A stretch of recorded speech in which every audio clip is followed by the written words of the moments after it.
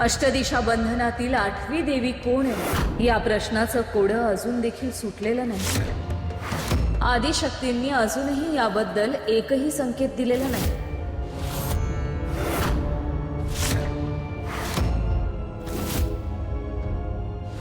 प्रत्येक प्रश्नाचं उत्तर त्याच्या योग्य वेळेत समोर येतं तुळजा. आता या विचारांना विराम दे.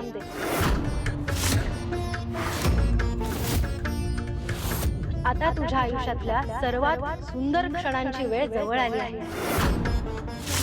महादेवांचं वऱ्हाड येईल आणि तुमचा विवाह मंगलमयरित्या पार पडेल. रेणुका योग्य बोलत आहे तुळजा. मलाही त्यांचं म्हणणं पटतंय. ही चिंता करण्याची मुळीच वेळ नाही. कदाचित यासाठीच आदिशक्तीने या कोड्याची उकल अजून तुझ्यासमोर मांडली नसेल.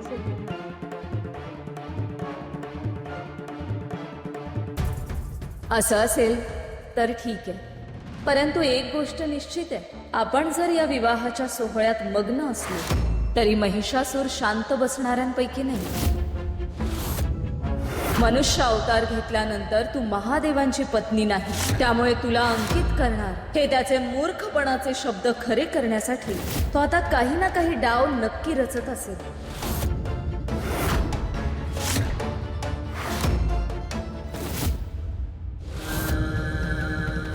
आम्ही स्वतःला संपवलं तर हे सगळं संपेल का? त्यावर एक मार्ग आहे.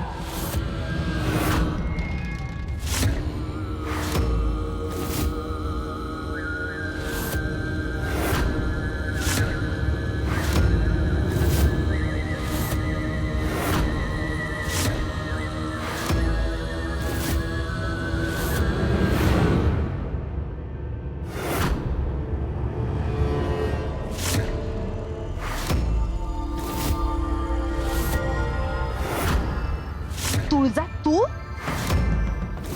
हे कसं शक्य आहे? जर तू इथे आहेस तर असुर नरेशांच्या महालात कोण आहे?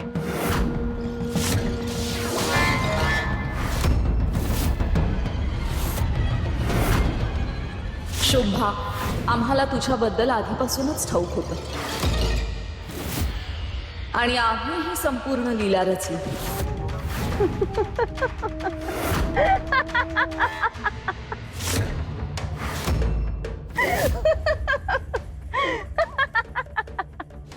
असुर नरेश, तिला सगळंच माहिती होतं आधीच. प्रत्येक डाव, प्रत्येक पाऊल, सगळं. हे सगळं तिला कोणीतरी सांगत होतं. ती संदेश पत्र, त्या संदेश पत्रातून सगळं तिला कळत होतं.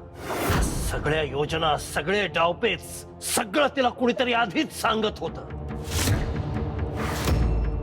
असुर नरेश, तुम्हाला ठाऊक नव्हतं कोण होती ती? तुम्हाला अजून कळलं नाही? ती तुळजा होती, तुळजा. यत्र तत्र सर्वत्र तीच होती. तुम्हाला तिने मूर्ख बनवलं. तुम्हाला नाही, आम्हाला पण मूर्ख बनवलं. आपल्या सगळ्यांना मूर्ख बनवलं तिने. तिने आपल्यातच कलह निर्माण केला आणि आपण तिच्या इशाऱ्यावरती चालत राहिलो. आपण तिच्या इशाऱ्यावरती नाचत राहिलो. शुंभा, शांत हो. तिने मूर्ख बनवलं आपल्याला. शुंभा, शांत हो. आणि आपण सगळं बघत राहिलो. शुंभा, भानावर ये.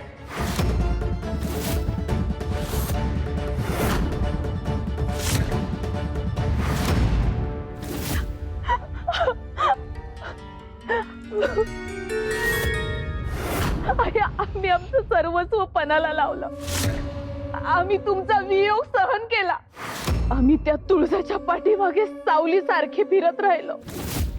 या कार्याला आम्ही आमचं सर्वस्व दिलं, पण त्या तुळजाने सगळं मातीत मिळवलं. असं नरेश, आपल्याला असं वाटत होतं की हा खेळ आपण रचतोय, पण नाही, तिने आपल्यालाच खेळवलं. आपल्या सगळ्यांना सगळ्यांना खेळवलं.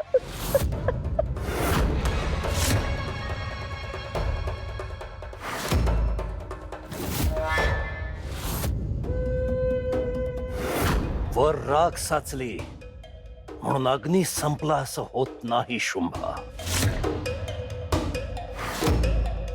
कधी कधी राखेखाली लपलेल्या निखाऱ्यातून सर्वात मोठा वणवा पेटतो. शुंभा, तुझे कष्ट, तुझे सायास, तुझा त्याग आम्ही वृथा जाऊ देणार नाही. तुळजाला या सगळ्याचं मोल द्यावं लागेल.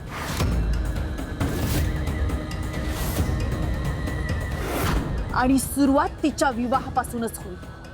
अशी किंमत ज्याची कल्पनाही तिने केली नसेल.